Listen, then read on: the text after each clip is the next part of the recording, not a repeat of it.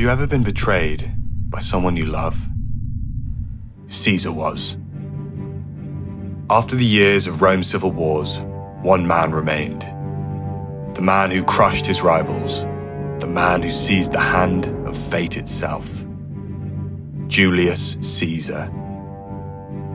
Rome made him dictator for life. Yet on the Ides of March, as he walked towards the Senate, 23 daggers waited in the shadows. Amidst a storm of knives and vengeful men, one face shone through the chaos like fire. The face of a man he had trusted, a man he had called brother. And as he dealt the final blow, Caesar whispered, "Et tu, Brute?"